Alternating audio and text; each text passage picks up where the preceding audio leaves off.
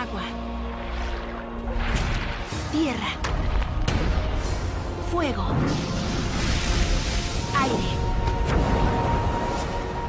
Mi abuela solía contarme historias de tiempos antiguos. Aquellos tiempos de paz en que el Avatar mantenía el equilibrio entre las tribus Agua, el Reino Tierra, la Nación del Fuego y los nómades Aire. Pero todo cambió cuando la Nación del Fuego atacó. Solo el Avatar es capaz de dominar los 4 elementos. Solo él puede detener a los despiadados Maestros Fuego. Pero cuando el mundo más lo necesitaba, desapareció. Han pasado 100 años y la Nación del Fuego está alcanzando la victoria en esta guerra. Hace 2 años, mi padre, junto con los hombres de mi tribu, decidieron unirse al Reino Tierra para luchar juntos en contra de la Nación del Fuego, dejándonos a mi hermano y a mí a cargo del cuidado de nuestra tribu. Algunos creen que el Avatar nunca más volvió a nacer entre los nómades Aire y que el ciclo se ha roto. Pero yo no he perdido la esperanza. Todavía creo que de alguna manera el Avatar regresará para salvar al mundo.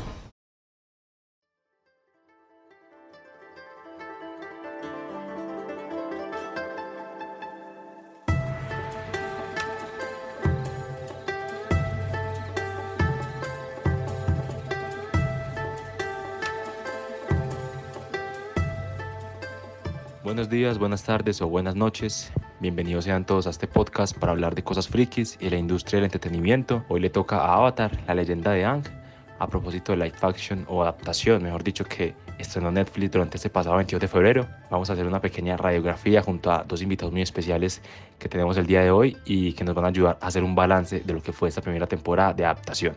Vamos a hablar un poco de momentos claves de la serie, personajes, ambientación y otras cositas que nos gustaron y que no nos gustaron acerca de esta adaptación. Mi nombre es José David Chalarca y estaré junto a Isabela Rodríguez y Juan Felipe Vargas.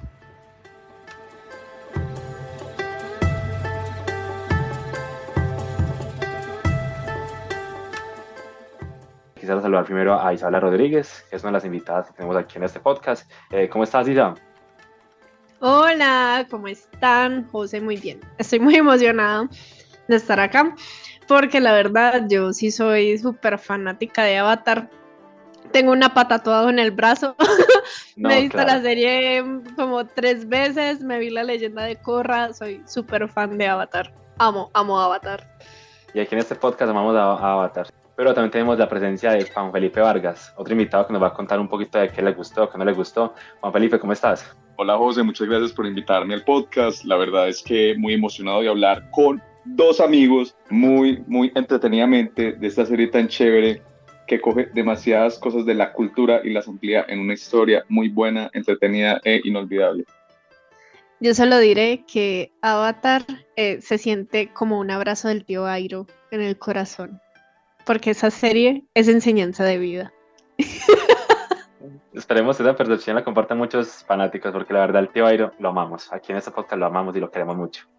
Bueno, vamos a empezar entonces. Como les comentaba, hay 3 bloques que queremos como empezar a trabajar. Hay un primer bloque como de momentos claves, que sería como para hablar un poquito como que, bueno, a partir del tal capítulo sucedió como tal acción, se diferencia de la serie animada por esto y esto, y bueno, la idea es como que comencemos con este bloque y luego ya nos desenvolveremos con otros que tenemos planeados. Entonces, bueno, empezamos desde el inicio, del primer capítulo, porque del primer capítulo se tomó una decisión muy importante en la adaptación, y es que ustedes, como se dieron cuenta, Aang se da cuenta que él es el Avatar en el Festival del Cometa, ¿cierto? Según la adaptación. Vemos que hay cierta, digamos, discordancia o cierto cambio con respecto a la serie original, porque vemos que, por ejemplo, Avatar en la serie clásica, eso me lo podrá confirmar Isa, que es súper gran fanática de la serie. Vemos que Aang en la serie animada pues se entera de que es el Avatar cuando empieza a jugar con los juguetes de los avatares, ¿cierto? Pero vean que desde el inicio en la serie de live action, Aang se entera, digamos, desde el primer capítulo, desde el primer momento, que es el Avatar, en este marco del Festival del Cometa y, claro, cuando los ataca la Nación del Fuego. ¿Qué opinan con este cambio? Si quieren, puedes arrancar, Isa, para contarnos qué te pareció, cuáles son como tus sensaciones.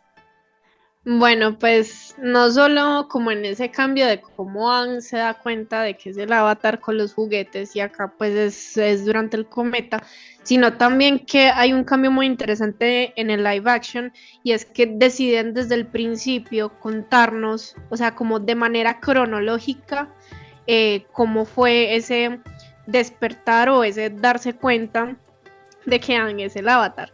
Y esto me parece un cambio muy teso porque digamos que cuando uno va a la adaptación clásica de la serie, a la adaptación animada, a nosotros nos muestran de una manera muy distinta cómo Aang se da cuenta de que es el avatar. Es más, uno no se da cuenta de cómo es ese proceso hasta más adelante en la serie. Si es llegando casi que a la segunda temporada, si no es que es más adelante, nosotros comenzamos a ver es precisamente ese entrenamiento, esos juguetes, eso que pasa ahí. Uh-huh. Y creo que decidir pues presentarlo desde el principio tiene su ventaja y su desventaja.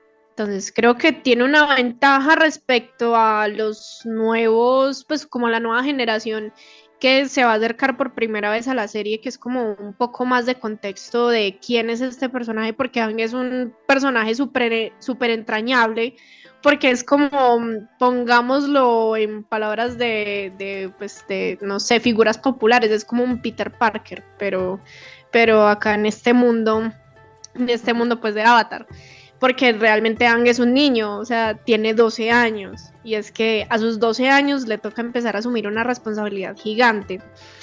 Entonces, bueno, tiene como esa ventaja. La desventaja que yo veo con presentar pues como esto así de atacazo en la primera media hora de la serie, es que de cierta manera le quita el encanto a que tú te des cuenta de todo ese proceso como Aang lo recuerda. ¿Por qué? Porque en la serie clásica nosotros empezamos es cuando Katara y Sokka descubren el iceberg y Aang va recuperando la memoria gradualmente porque estuvo 100 años congelado y no se dio cuenta de absolutamente nada, no se dio cuenta de guerra, no se dio cuenta que mataron a los nómadas del aire, no se da cuenta de absolutamente nada. Es como si fuera una especie de amnesia. La primera gran decisión fue, digamos, como la imposibilidad de que, digamos, Aang viviera como ese proceso de enterarse del avatar. ¿O te parece que la decisión fue correcta, que funcionó?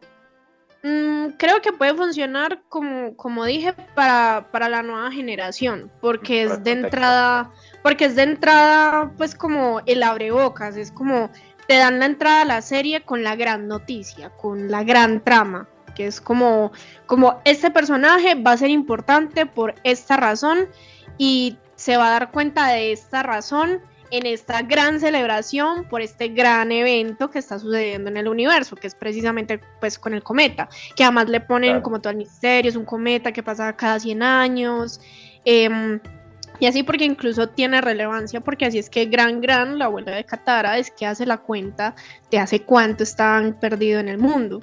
Pero me parece acertado decir hacer como el gran evento. Es esta gran razón y este es un gran personaje por esto, porque él es el avatar. O sea que tenemos por ahora un punto a favor medianamente positivo de esta primera decisión de la adaptación, con algunas desventajas como mencionaste, pero tenemos un equilibrio positivo, una decisión bastante por ahora positiva. ¿Qué opina Juan Felipe acerca de este primer cambio? ¿Le gustó ese primer cambio de adaptación de decirle pues de entrada que es el avatar, que es entrar de manera muy rápida? Yo voy más en torno a la respuesta final de Isabela en cuanto lo están enfocando a las nuevas generaciones. No solo a las nuevas generaciones, sino también el formato, cosa que a mí también me parece muy importante. Porque, primero que todo, como Isa está diciendo ahí al final, se necesita en las series actuales, como hay tanta, no solamente sobrecarga de contenido, sino que literalmente las streamings y las majors se están peleando por darte la mayor propuesta, por cuál se lleva más los suscriptores, y teniendo una licencia tan importante como es Avatar, ¿cierto? Que le metieron tanta plata a la producción, al menos habría que tener un cambio para empezar, porque en cuanto, digamos, como dicen desde el vamos, el inicio de Aang es enigmático, porque junto al personaje nos vamos dando cuenta, mientras que recupera la memoria, mientras que se va relacionando con Sokka y Katara, va recuperando no solamente como sus costumbres, sino que va viendo el cambio del mundo, cosa que también se ve en esta adaptación, pero desde el principio tenemos en cuenta lo que vivió Aang antes. Yo siento que más que todo en lo original tenemos a Aang en un principio que sabe lo mismo que nosotros los espectadores, ¿cierto? Y ellos tratan de intentar trasladar igualmente esto, pero con el pasado. ¿Yo por qué siento que hacen esto? Además de tener el gancho del principio que te instauran primero que todo, world building, porque te cuentan algo que casi no se explora en la serie original, que es los Maestros del Aire. Todo es contado por Aang y te muestran cosas, personajes, cosas, conversaciones más que todo, pero nunca ves como esa época de gracia, ¿cierto? Es como cuando muchas veces, eso puede ser punto a favor o en contra, depende pues de a quién le preguntes, pero muchas veces en otras historias hemos visto como civilizaciones caídas que te decían como, bueno, es que esto en su apogeo era yo no sé qué tal, y de pronto te muestran ya solo están las ruinas y los personajes son encima de esas ruinas, y es como, yo soy una persona que pertenecía aquí antes, pero en cambio tú ves ya ese apogeo, ves la convivencia de los maestros, ves como su modo de vida en todo, y después 2 capítulos más adelante te das cuenta de que ese lugar que añoraba ya no queda nada. Entonces siento que tú con el personaje conociste algo y luego ves que también lo perdió y sientes que es importante. En cambio, tú ves al personaje llegar en la serie animada y notas que para él eso es como muy importante, pero para ti no, excepto los personajes o vivencias que él tiene que le ha contado a los otros 2 personajes. Ahí estaríamos más del lado de Sokka y de Katara. Pero entonces yo siento que esa decisión de empezar muchísimo antes, explorar ese apogeo, contarnos ese world building, siento que es muy valioso para que ellos después se puedan concentrar en los personajes. No es que lo haga muy bien, eso ya ahorita lo voy a decir, no es que lo haga muy bien como en la serie animada, ¿cierto? Luego lo tiene que aclarar. Eso sí, tengo que aclarar porque ahorita quiero hablar de eso, de por qué cambia mucho las relaciones de los personajes, que también tiene que ver con world building, pero me gusta mucho la decisión de contar algo, pues de contar algo que nunca se mostró, porque además de darle gancho, empieza con una escena de acción que están buscando el avatar. ¿Quién quiere saber la información? Para un espectador nuevo, eso intriga y digamos que no lo quiero meter como en el mismo saco de aquí a nosotros, que es como, bueno, lo vamos a ver porque es tal propiedad de Avatar, sino que pensámoslo como gente del común y corriente, que al final, lo que yo le decía a José la otra vez en una conversación que tuvimos, muchas veces uno cree que el mundo real es Twitter, pero no, hay mucha gente que en la casualidad encuentra las series de televisión y es como la población o el usuario a la que más apelan, en este caso Netflix, que ya es lo más, digamos, mainstream que puede haber de las plataformas. Uh-huh. Y si tú tienes una plataforma así de mainstream, debes cuidar o al menos no pasárteles, respetar con el espectáculo una IP tan importante como Avatar. Eso que mencionas, Vargas, y también mencionó Isabel hace un momento, del contexto que da la serie pues, desde el inicio, creo que es un factor demasiado ganador, porque vemos que, por ejemplo, desde el momento en que literalmente el minuto 1 se te da el contexto de la guerra que está viviendo ese universo de Avatar, y mira que, por ejemplo, en la serie animada, pues, te cuentas mucho más después. ¿Ustedes creen que de pronto esa diferencia de que se contó el contexto de la guerra, de lo que se está viendo en el universo de Avatar desde el inicio, fue como un factor diferencial con respecto a esa animación clásica? ¿Qué opina Isa, que fue la primera que comentó acerca de este cambio y acerca de este contexto de la guerra? Bueno, pues desde que me dijiste sobre el podcast, yo quería decir una cosa que la voy a soltar ya, y es que tanto como en la serie animada como en el live action, hay algo muy importante, y es que en cualquiera de las adaptaciones siempre se tiene presente una cosa en cuanto al contexto, y es que es un contexto de guerra. Sí o sí, siempre está presente, siempre está vigente, que es un contexto de guerra. No porque digan, ¡ay, la guerra! ¡Ay, la Nación del Fuego! ¡Ay, sí, mataron a todos! ¡Ay, la guerra!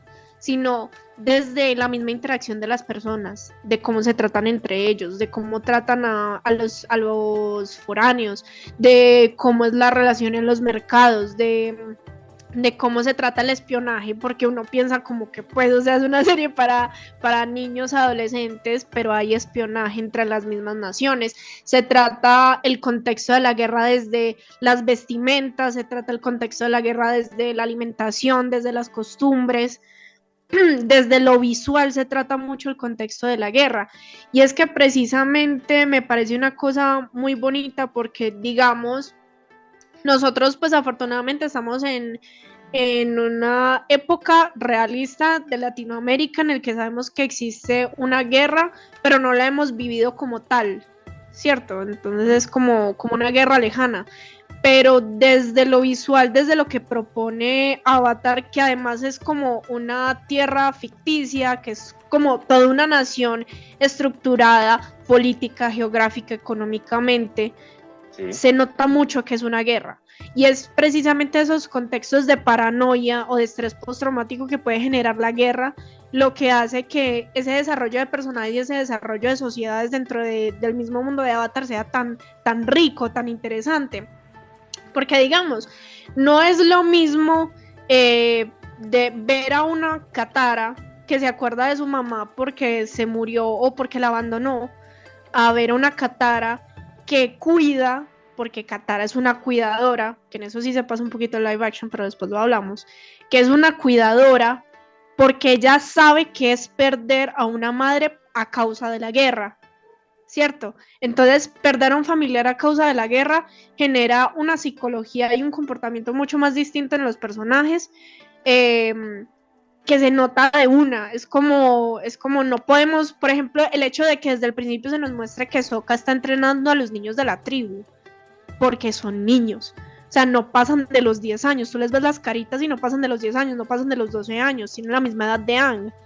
Y el hecho de que desde ese primerazo Sokka les esté gritando, hay que estar en guardia, hay que manejar las armas, hay que estar preparados, las catapultas, sean los niños los que confronten a los guerreros de la Nación del Fuego que pensaron que nunca iba a pasar, pero les toca. Eso es una cosa de vital importancia, y es que siempre está relevante el contexto de guerra. Que desde el primer momento se puede ver como ese contexto de la guerra, pero también hasta el final de la serie pues se podrá también identificar como ese contexto de guerra.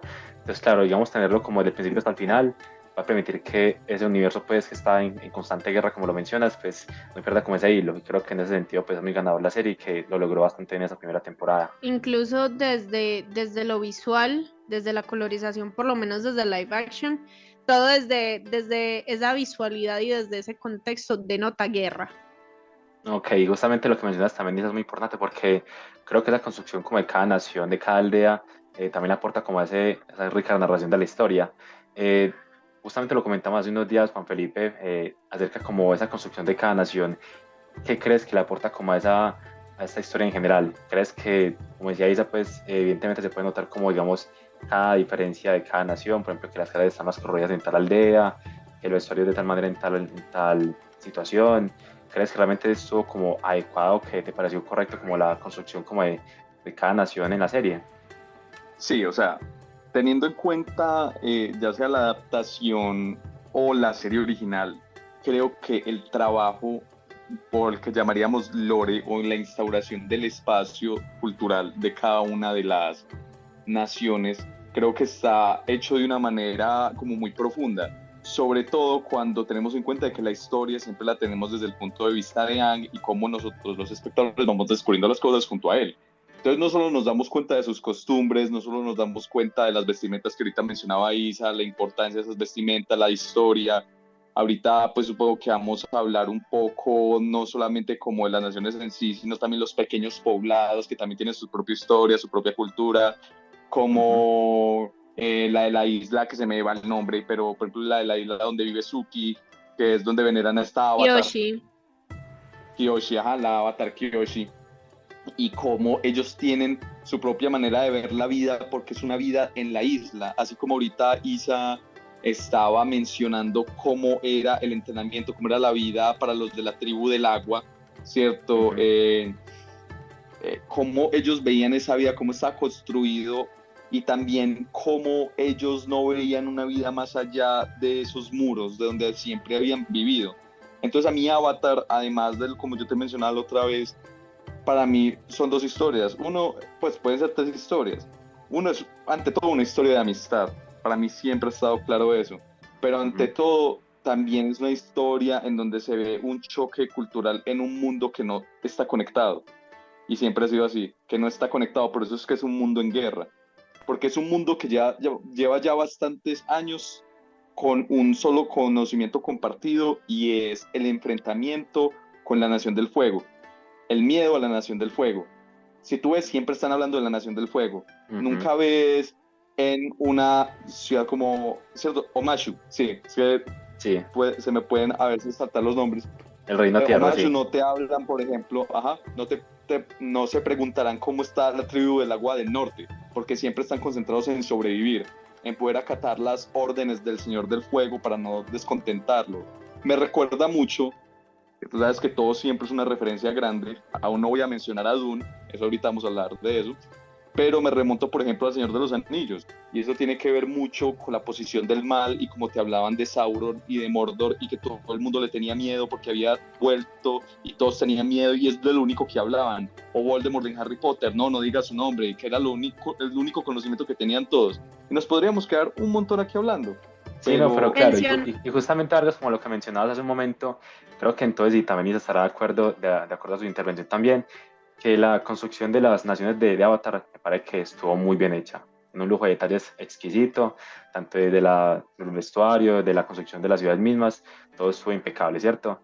Y de hecho, yo quiero hacer una mención de honor al detalle de todos los de la Nación de Tierra, porque pues en la construcción como de vestuario y como de utilería y de cosas que llevan los personajes, porque si se ponen a ver, cada nación tiene cosas que representan sus elementos, y en la Nación de Tierra es muy gracioso porque en la serie aparece, pero en las otras adaptaciones que se han hecho casi no aparecía, y es que en esta adaptación todos los personajes que son del reino de la Tierra tienen unos protectores en las muñecas y en los nudillos, que son como las partes que más chocan con la tierra, que a pesar de que son partes que son muy fuertes, que con el tiempo han construido los maestros, la protección que ellos tienen acá es increíble, y son detalles de metal que incluso más adelante, cuando se termine de desarrollar y que salgan las siguientes temporadas que van a salir de Avatar en el live action, van a cobrar mucha más relevancia,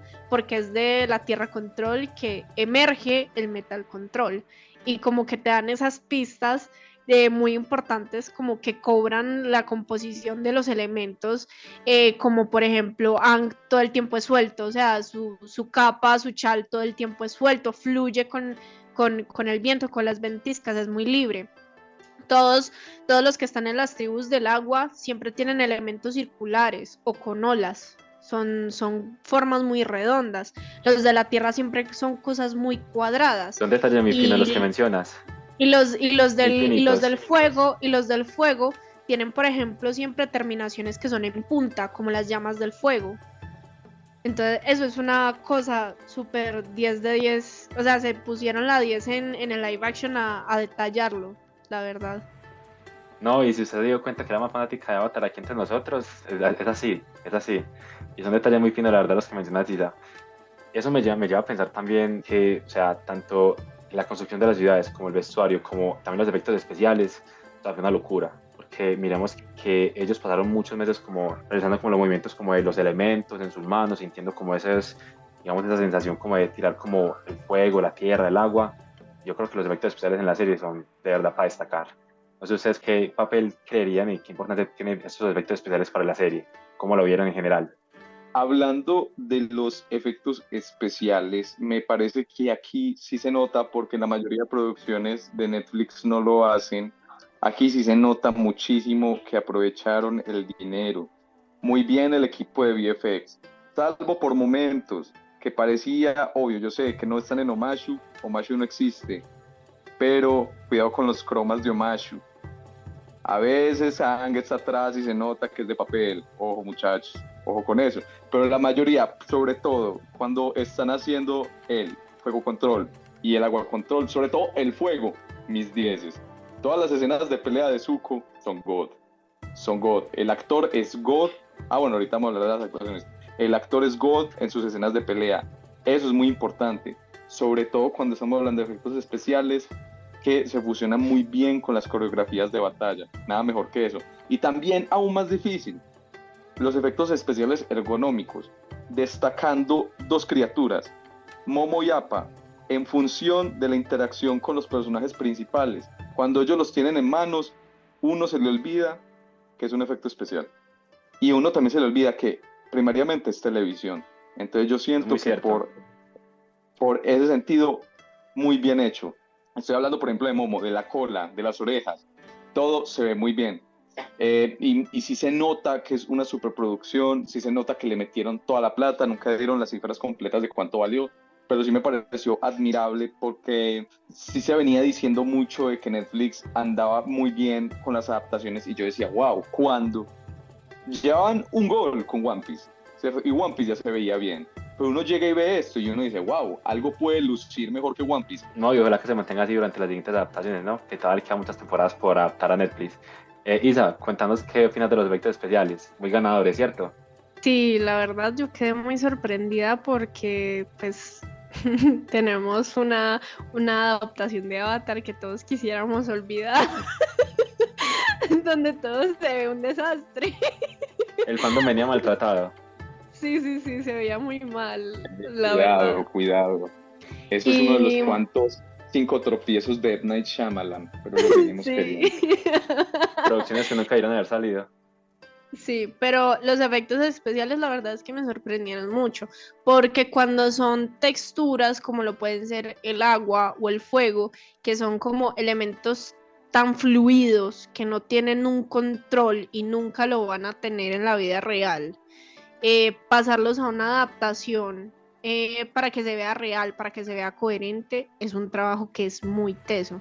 Por ejemplo, a ti te dicen que tú eres un buen animador, o bueno, escuchado por ahí, que a ti te dicen que tú eres un buen animador o eres bueno diseñando efectos especiales cuando logras animar bien el agua y no es de gratis. Por lo mismo, ¿Cómo te son pareció la animación del agua, precisamente? la animación del agua me pareció súper interesante porque el agua en esta adaptación no es como una cosa que solo se ve como que hay un contexto de un barco y ya, sino que la importancia del agua, porque hay maestros agua y Katara, que es un personaje que es maestra agua y que está todo el tiempo manipulando el agua, que está aprendiendo, el agua se tiene que ver constantemente y se tiene que ver de manera muy fluida. Y lo mismo con el fuego, o sea, el fuego de por sí tiende a irse pues hacia arriba, pero el hecho de que le hayan hecho como las chispas, como que el mismo aire se está quemando visualmente, es una cosa espectacular, o sea, se ve bonito, se ve incluso atemorizante cuando te muestran el fuego control. Y respecto a lo que tú decías de los movimientos, hay un dato, pues, un fun fact, un dato, y Tiene es fact, que tírelo. resulta que todos los movimientos que hacen cada uno de los maestros de las distintas naciones, o sea, cada elemento, está basado en movimientos reales de artes marciales, de distintas disciplinas. O sea, desde el mismo movimiento y el movimiento respecto al entorno se nota mucho cuando sí está bien estudiada una coreografía, cuando sí está muy bien estudiado el elemento y cuando sí se hacen bien las cosas para hacer una adaptación que tiene el presupuesto que tiene. Agua. Tierra. Fuego. Aire. Y bueno, por ahora hasta acá hemos hablado un poquito como de esos momentos clave de la serie. Empezamos hablando como del primer capítulo, que se veía pues como esa discordancia con respecto a la serie animada, de que Aang es el nuevo avatar pues, de este universo. También hablamos un poquito de la ambientación, de la construcción de las ciudades, del world building. Yo creo que queríamos retomar un poquito como esos momentos claves, porque podríamos hablar horas y horas de los efectos especiales, de la música, ambientación, de la construcción de ciudades, pero creo que hay un tema que hay que trabajar sí o sí, hay que hablarlo acá, y es la subtrama de Omashu, esos capítulos 3 y 4, porque son capítulos muy polémicos, porque luego se entrará eso cuando llegue como esa parte de la serie, que en esos dos capítulos mezclaron demasiadas subtramas. O sea, mezclaron la subtrama de Bumi con la historia de su infancia con Aang, mezclaron la historia de la captura del tío Iron, también colocaron ahí el tema de cuando Katara crea el látigo de agua, también mezclaron el tema de Jetty y los rebeldes, también apareció la subtrama de, bueno, Teo y el mecanicista, que pertenecía pues como a ese momento de la serie, pero digamos que también se mezcló ahí con la cual los enamorados. O sea, en esos 3-4 capítulos podemos ver que se cuentan por lo menos 7-8 historias que suceden en momentos distintos del universo de Avatar, pero que de alguna manera como que la adaptación intenta como recopilarlos y contarlos. Vargas, por ejemplo, ¿vos qué opinas como de esa amalgama como de subtramas dentro de pocos capítulos y crees que funcionó? Yo creo que pues, hay como opiniones muy divididas con respecto a este tema. Ok, yo diría que en cuanto a la adaptación es uno de sus mayores problemas, porque uno entiende que como adaptación sobre todo de streaming y una adaptación de alto impacto, se tienen que tomar ciertas licencias a la hora de la narrativa, porque digamos que los fans más fervientes o la gente más apegada que le gusta que respeten como la adaptación, no se da cuenta de que muchas veces el ritmo de una caricatura no se puede seguir, por ejemplo, una serie de alto presupuesto, más bien o menos adaptada. Claro, el ritmo cambia. Por ejemplo, Game of Thrones, sí. Entonces, siento que ellos se sentaron a tomar decisiones sobre cómo podían cuadrar esto, de las subtramas, de cómo manejarlas, porque en la primera temporada prácticamente solo tenemos 2 puntos de vista, que es el de Aang y el de Zuko y Iroh, que se va aumentando inclusive más el de los segundos pasadas la segunda temporada, aún más, pero siempre estamos con el primer grupo. Entonces yo siento que en materia de world building ellos quieren centrar el mundo, no el avatar interactuando con el mundo, sino el mundo dándose cuenta de que está de nuevo un avatar. Entonces por eso están acelerando no solo algunas subtramas, porque quién sabe qué dirían, lo queremos adaptar más tempranamente, puede caber acá. Por ejemplo, lo de Jet y los otros rebeldes para mí casi no funciona, porque se nota que hay demasiada cosa, como lo del mecanicista, que fun fact, no sé si notaste, es ese mismo actor de Community. ¿De Community? Ajá. Sí, ese mismo, el amigo de Donald Glover en Community. Pero siento que esa trama puede estar bien, pero uno no sabe si están contando lo de Bumi, si están contando de que Zuko quiere encontrar a Aang, porque recuerdo que hay una parte en la que yo decía, wow, hay demasiadas cosas pasando en este momento, pero Zuko quiere encontrar a Aang, pero a la vez Sokka está con Katara intentando encontrar a Aang, y a la vez uno ve al hijo del mecanicista pensando qué está haciendo el papá, y después lo de la trama de los rebeldes que están ahí metidos, y sin mencionar pues lo de la trama del tío Iroh, y también pues lo del general Shao. Entonces uno está como, ok. Claro, el espectador se confunde muy fácilmente. De mantenerlo ahí en una serie.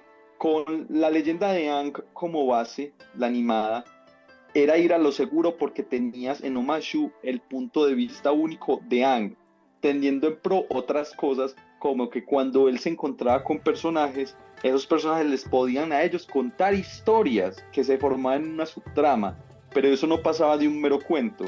Es como cuando a ti te explican lore en las Reliquias de la Muerte, parte 1 con la fábula de los 3 hermanos. Aquí lo utiliza demasiado la leyenda de Aang porque te cuentan, valga la redundancia, cuentos para que los personajes conozcan y cuando llegue, por ejemplo, su desarrollo final, uno ya tenga ese backstory.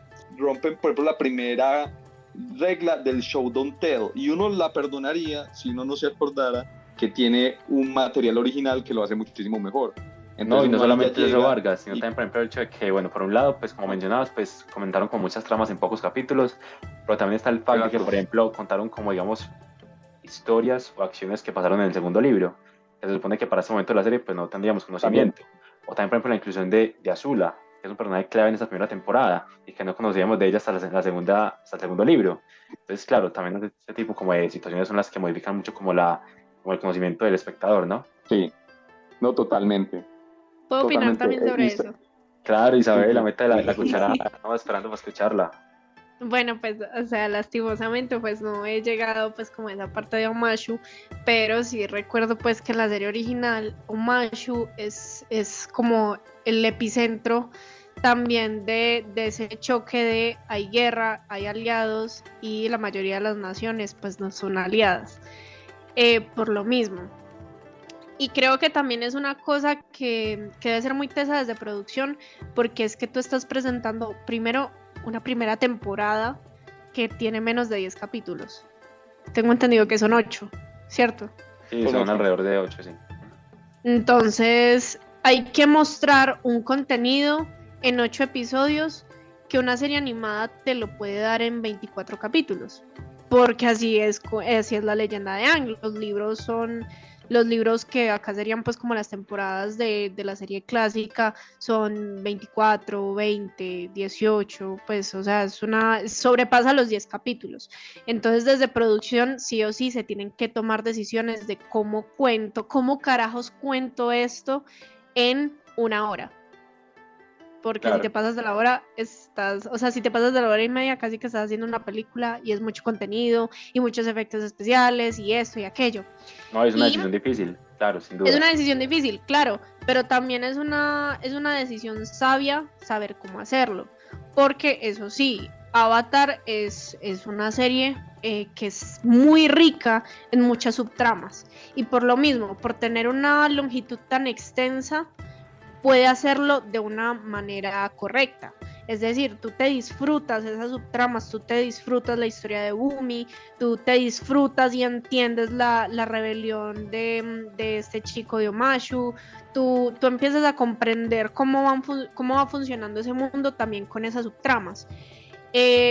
Pero precisamente hay como un afán, y yo no sé por qué hay un afán tan grande en las adaptaciones actuales, sobre todo cuando son adaptaciones, cuando son producto de un material hecho antes, que es que te quieren contar todo ya. Y es un afán insólito, o sea, si Omashu tiene 2 capítulos, o sea, si todo se va a centrar en Omashu por 2 capítulos, tómate ese tiempo de esas 2 horas que tenés y desglosas, tenés 8 subtramas, dividirlas en 4 por episodio, una cosa así, algo que no sea tan cargado y tan pesado, porque por lo mismo, mete subtramas que no vas a desarrollar bien y por ende no las vas a cerrar bien. Entonces, como no se cierran bien, queda la sensación de, pues, ¿y esto para qué me sirve? Como espectador. Exacto, Entonces, no, la y por ejemplo, importancia... y si hablamos, por ejemplo, de subtramas que no funcionaron, creo que tanto tú como Vargas me darán la razón. Creo que cuando llegues a esta subtrama en específico, Isa, creo que te vas a volver loca. Y es en la subtrama de la cueva de los enamorados. Porque, claro, tú más que nadie no, sabes es... O sea, ya incluso sabes, no le menciono, ya sabes por qué va a hablar. No tienes que mencionarlo, es que la así de mal subtrama de estaba. la cueva de los enamorados en la serie clásica es el origen del romance que se va a desarrollar con Aang y Katara.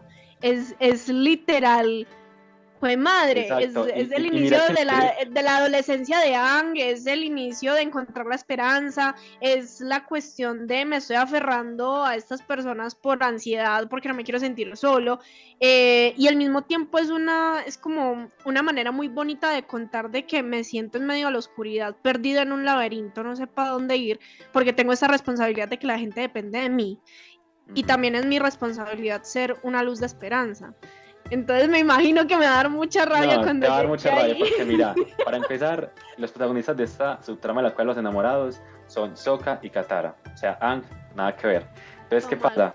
De entrada, pues estamos mal porque, claro, si, como mencionas, pues es importante para crecer como esa relación entre Aang y Katara, pues como no está el propio Aang, pues claro, la subtrama, digamos que ya de por sí me parece que es errónea, falla, y digamos que si bien el guión toma como la decisión, digamos, como de mejorar como esa relación entre hermanos, me parece que eso sí lo logra muy bien, como que pues, la mejora pues como con ese arco y muchos más, pero claro, pues a contrapeso pues perdemos como una de las relaciones más importantes de la serie, una relación de amistad en principio, que luego pues terminará pues siendo una relación ya más de amor, pero que sí, en la subtrama pues de Omashu pues digamos no se puede como explotar, no se puede como contar, entonces yo creo que te va a dar una raya tremenda. Y no, por ejemplo, Pero pues, sí, o sea, cuidar los detalles de esas subtramas es también entender desde producción por qué las abro, cómo las desarrollo y cómo las cierro, por la misma importancia que tienen y como el impacto mismo que puede tener en el público, porque le estás metiendo plata, le estás metiendo tiempo, le estás metiendo postproducción, que al final valga la pena, o sea, que sea algo memorable,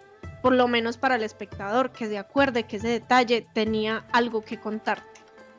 exacto. Esa es como la finalidad de la mayoría de los productos audiovisuales, pues. A algunos les gustará más, a otros les gustará menos, pero que son pues una mezcla de subtramas pues que generó mucha polémica. Ya para cada pues espectador y fanático de la serie pues ya quedará pues como a su gusto de si le gustó o no le gustó, qué cambiaría. Pero bueno, vemos que eso es como uno de los grandes errores como de la adaptación, porque no solamente es en Omashu, Vargas me podrá dar la razón y también pues Isa cuando llegue en su momento a ese capítulo, que pasa algo similar también en los capítulos 5 y 6, con la subtrama de cuando ellos viajan como al mundo espiritual. Por ejemplo está la subtrama de cuando ellos conocen como al espíritu de Heibai, cuando ellos van a conocer al mismo el ladrón de rostros, cuando conocen, digamos, la forma espiritual de Yue. Todo eso Por pasa. favor, Todo eso el pasa, ladrón pero de rostros tiene que ser algo bueno. exacto, digamos Espero que un que punto lo positivo es sea. que si bien esta subtrama del ladrón de rostros pues no se explora mucho como en la serie animada, y aquí sí pasa en el live action, creo que es una subtrama que se cuenta muy rápida, digamos, no se da como ese, no se aprovecha como del todo. Pero entonces aquí iba, se habla como, se muestran muchas subtramas de este mundo espiritual, y que bueno, otra discusión que pasa aquí en la serie, en el live action, tanto Aang como Katara como Sokka van al mundo espiritual, cosa que en la serie clásica pues no pasaba. Y mira que en esto sí pasa. Esto es una discordancia yo creo que muy grande porque claro, pues va a afectar un poquito como el transcurso pues como de la narración, pero a de pronto a algunos les gustó. A ti Vargas, que ya pude ser como ese par de capítulos que te merece como ese par de ajustes que hicieron como respecto a este trama del mundo espiritual. Me gustó, pero lo estaba pensando más como al espectador casual, porque les tengo que confesar algo, y es que esta subtrama del mundo espiritual es como lo que menos tenía refrescado o lo que menos recordaba de la serie original, pero tuve como esos glimpses o como esos momentos de recuerdo mediante miraba esto, y yo decía, ve, esta diferencia con esto o lo otro. Siento que está bien metido y lo entienden más que todo al final, porque siento que el episodio se apoya más como en lo enigmático de las criaturas y cómo Aang tiene que interactuar, pero darse cuenta de cómo puede superar esto, por ejemplo, para poder salvar no solo a los aldeanos, sino a sus amigos. Entonces, es muy interesante cómo si apoya más, como yo lo noté un poco más como en el misticismo de las cosas, porque como les digo, no recordaba mucho el desarrollo, pero sí llegaba yo a comprender al final como, bueno, es que esa criatura se alimenta de esto, necesita de tener esto otro, necesita poder recordarlo, necesita en este caso, que me pareció muy bonito, que se le pudiera despedir del que era su maestro en ese episodio. Isa ya lo verá, es una escena muy chévere y es una escena que no solamente sirve como un momento emotivo, sino que paga el haber introducido no solo al maestro, sino a los otros habitantes de la tribu del aire al principio de la serie, porque se iban apoyando mucho de este recurso y de recordando para saber quién es. Me recordó mucho a un tropo que no lo utilizan José me confirmará que lo utilizan mucho en esta adaptación live action, y es el tropo clásico del anime en que el protagonista recuerda a sus amigos y a sus amigos diciéndole tú puedes, eres el mejor, y que el protagonista coge fuerzas y lo logra.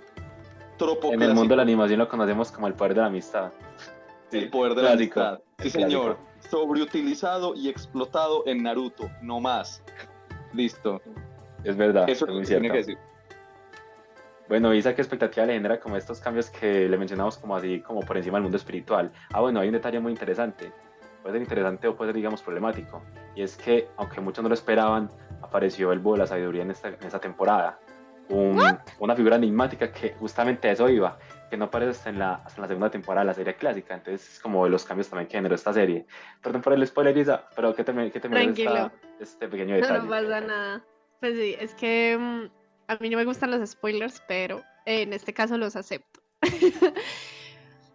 A ver, creo que puedo tener cierto problema con que los amigos de Aang entren al mundo espiritual, no por egoísmo, no por el hecho de que se parezca a la adaptación actual, porque precisamente una adaptación busca hacer cosas diferentes pues a lo que ya se hizo, que ese es como su mayor objetivo, como innovar, traer cosas nuevas. Claro, su aporte al universo. Exacto, pero lo que pasa ahí es que hay una cosa, y es ¿en qué se basa entonces el papel del avatar? El rol del avatar. Porque el avatar siempre lo mencionan, el equilibrio de los 4 elementos, bla, bla, bla. Pero el avatar no solo representa la unión de los 4 elementos, simboliza también, que eso se va descubriendo a medida que avanza la serie, por lo menos en la clásica, y es que el avatar no solo el equilibrio de los elementos, sino también el equilibrio del mundo físico con el mundo espiritual. Y es algo muy, muy teso y muy relevante dentro de la historia, porque es Aang precisamente el que puede ser el, como lo dice Kyoshi justamente en la adaptación live action, cuando Aang le está pidiendo ayuda. Y es que tú tienes que ser guía, tienes que ser mediador, tienes que ser líder, tienes que ser guerrero, tienes que ser un montón de cosas. Y es precisamente esta conexión con el mundo espiritual lo que permite que el avatar sea un ser diferente a los seres humanos que vemos en el resto de la serie. Y es que no todos tienen la capacidad, no todos tienen ese poder de conectar con el mundo espiritual, porque es que desde la serie animada te lo explican. Llegar a ese punto de ser el equilibrio, o sea, el mero hecho de entrar al mundo espiritual requiere un entrenamiento físico y mental que no cualquiera soporta. Claro, y y es aquí que... se le resta como el poder a Aang porque ya sus amigos también pueden hacerlo. Exacto, entonces ¿qué sentido tendría que existiera el avatar si también lo pueden hacer otras personas? Y bueno, pues llegar a este mundo espiritual en la serie animada es una cosa súper compleja porque requiere meditación y es una meditación que se lleva a cabo con años. Entonces el hecho de que de pronto Katara y Sokka logren entrar le quita un poco de esa exclusividad que puede tener el prototipo de personaje que es Aang, porque si nos vamos pues como ya a la construcción de personaje, si vamos a esa construcción de personaje, Aang es el prototipo del elegido.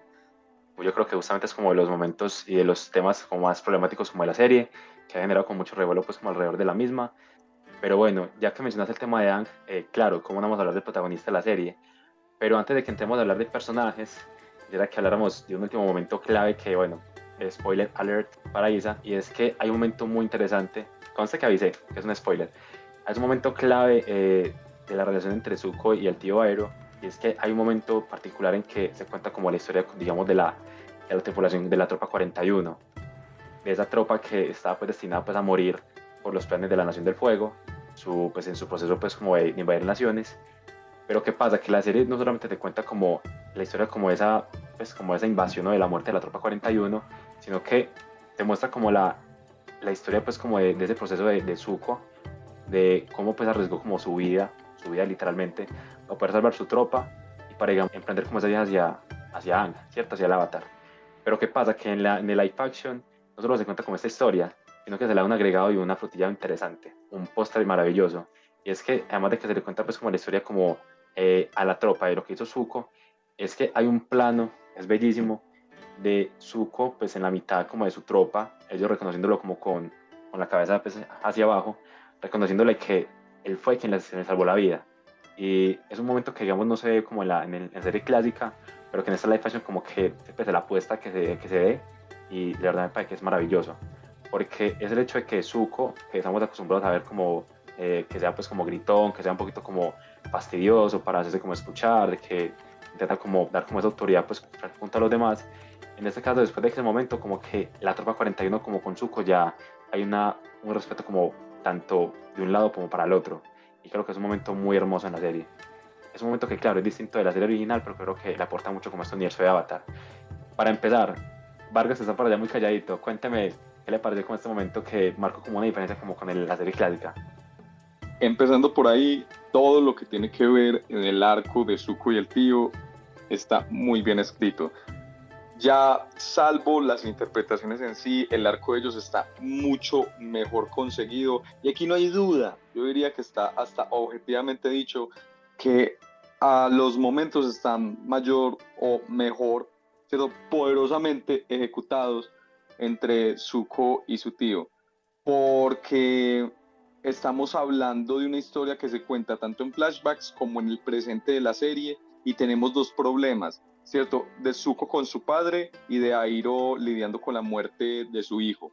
Y en el presente estamos con Airo tratando de respaldar las decisiones de su sobrino en el exilio, mientras que la tripulación de Zuko empieza a estar dubitativa por las decisiones del que se supone que es un líder inteligente. Entonces siento que desde el principio esa duda representa que los de este escuadrón lo ven por lo que primariamente es alguien que, o digamos la primera imagen de Zuko, de alguien frustrado que ve que el avatar se le escapa, porque aquí siento que en la serie lo demuestra muy bien, hasta en un diálogo le llega a decir que si él no está cansado de que él se le escape, ¿cierto? Y Zuko le repite y le repite y le repite y le repite. Entonces, que él lo necesita recuperar y tal, y Aang le dice, ¿pero por qué? ¿Pero por qué? Y él a veces se queda callado porque él no es capaz de decir que él lo necesita, no solo porque es el avatar, sino para recibir esa aprobación de su padre, que al final fue el que lo dejó marcado. Entonces siento que, por ejemplo, esta historia del escuadrón deviene de todo lo que nos muestran de la Nación del Fuego, y me devuelvo un poco, más allá pues de tu pregunta, de las cosas que entran tempranamente en la serie, como Azula, o literalmente el escenario de la Nación del Fuego, ayuda mucho para el desarrollo de Zuko, porque pasamos de conversaciones de él y de su tío, de hechos del pasado o de cosas que creen que va a pasar sobre un personaje, a mostrárnoslas. Entonces, más allá de cuando ellos están contando cosas en el diálogo, nos teletransportamos a ese lugar natal de Zuko que tanto lo ha herido, a él y a su tío, y también a esta propia tripulación que se ven llevados al exilio con Zuko solamente porque por su inexperiencia, se lo imploró, por su inexperiencia, y literalmente se lo imploró a su padre, luchó con él para que literal no los matara, y ahora cuando se los da como un símbolo de deshonor, él intenta como calmar esas ansias, intenta calmar esas frustraciones, dirigiéndose a ellos de una forma petulante y grosera, pero cuando no recuerdo el nombre de este personaje, el que representa, porque te muestran varios personajes de la tripulación, pero pues no lo conoces por su nombre. Es de esas veces en las que mostramos como un personaje que está al frente de todos y habla por toda la tripulación, que no recuerdo cuál es, pero que es ese que tiene esas grandes patillas, como el general Shao. Y es interesante porque él siempre le cuestiona al tío Airo, y el tío Airo le literal a lo Fast and Furious le dice, ten fe, que él es el príncipe, él yo no sé qué, y hace muchas veces el man le decía, pero usted cómo se le ocurre, no ve lo que él está haciendo, nos va a llevar a la muerte, nos va a llevar a la ruina. Y al final, cuando ya se ve ese desarrollo no solo de Zuko, que está escuchando a su tío, sino que también de su tío viendo cómo él también tiene que tomar riendas en el asunto, es cuando él se da cuenta de decirles, no, es que la tripulación necesita saber esa verdad. O sea, esa es la historia de la parte de Zuko, es una negación de la verdad de cada uno de ellos. Y cuando la aceptan, aunque Zuko no como en su forma total, pero sí como que se abre a su tío, es cuando él decide abrir ya, digamos, como la visión, esos ojos al resto de la tripulación. Y ya para el capítulo final ya se nota que está permeada esa lealtad y eso de poder confiar en un líder a pesar de que la decisión lleve a la muerte. Y bueno, y algo que quería añadir es que ojalá ahorita hablemos de cómo nos muestran la historia, todo el backstory del tío Airo, que es lo mejor. Es lo mejor. Hay que hablar del tío Airo, sin dudas. Ya vamos a darle paso para hablar del tío Airo. El plano secuencia del funeral es una obra de arte. Ay, es un plano secuencia. Voy a volver a llorar.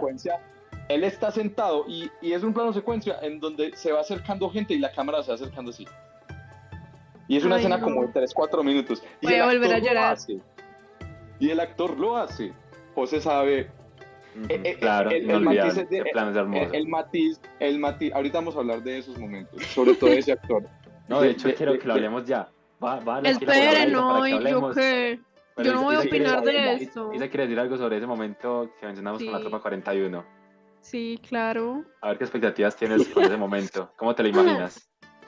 Bueno, no, es que realmente precisamente quería aportar porque después lo hablaremos, pero el papel de Zuko en la serie en general es como el relegado que acepta que está relegado y que puede ser más que un relegado, por el mismo rechazo que le generó su papá. Porque además Ozai es un asqueroso, Ozai es horrible. Sí, es un personaje bastante complejo. Sí, o sea, voy a decir algo peor. Yo creo que Ozai es de los villanos mejor logrados que alguna vez yo he podido ver. Después hablamos de eso. Pero el hecho de que, por ejemplo, esta tropa, que sabe que en algún momento se va a morir, que es como que está desechada, finalmente, porque eso es lo teso también de la guerra, que es que cuando estás en una guerra también quieres conocer el sentido de la guerra, quieres sentirte importante. Y es en ese momento también en el que Zuko puede reflexionar, y creo que se puede haber hecho un gran acierto en hacerlo, y es que Zuko se reconoce por primera vez como líder. También eso es lo bonito de Avatar en general, y es que te presenta personajes que son muy jóvenes lidiando con expectativas y con responsabilidades muy grandes. Y precisamente la carga de ser un príncipe, la carga de ser un líder, la carga de ser el que guía a un montón de gente que está esperando que lo hagas bien, es una presión que es muy grande y que un niño no sabe lidiar. Y más un niño que ni siquiera se siente reconocido por su padre. Un niño que fue obligado a ser adulto desde muy pequeño, ¿no? Todos los niños de Avatar son niños obligados a crecer muy rápido. Es conocer que hay más personas que confían en él como líder, porque el tío Airo, que es el ser más hermoso que puede existir, confía plenamente en él, confía plenamente en sus capacidades. Pero cuando es este personaje que se siente rechazado constantemente, que siente que no es capaz de hacer las cosas bien, que se frustra todo el tiempo, logra ese reconocimiento por parte de los demás, ese es el momento en el que comienza el cambio de la mentalidad y la estructura del personaje. Es el primer paso para entender que puede hacer cosas mucho más grandes que hacer berrinches, cosas mucho más grandes que cumplir las expectativas de su papá, cosas mucho más grandes que sentirse simplemente como el rechazado, como las obras, que se representa mucho más. Y yo creo justamente que lo que mencionas es muy importante, porque la satisfacción que uno siente como al ver esa escena de la tropa pues como alabando como a Zuko, es como fiel reflejo, como que bueno, por fin un perdedor que literalmente es como te lo muestra la serie, como un fracasado, porque pues no, nada se le da, no ha podido capturar el avatar, siempre se le escapa, siempre como algo como interponiéndose como entre él y su objetivo.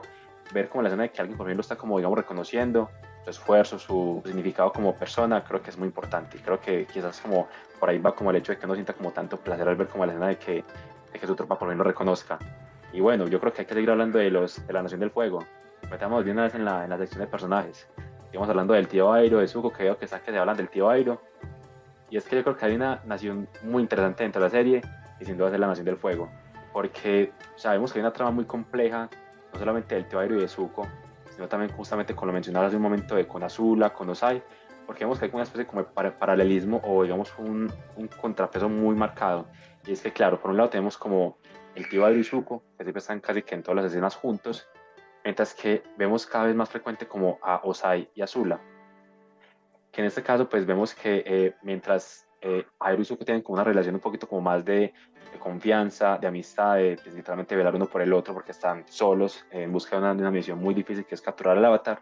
Vemos que la relación entre Ozai y Azula es más como de doble filo, como que okay, yo te manipulo a ti para que hagas como lo que espero que tú hagas, y a su vez Azula pues manipula a Shao para que pues digamos ella pues pueda como mostrarse y ganar la aceptación de su papá.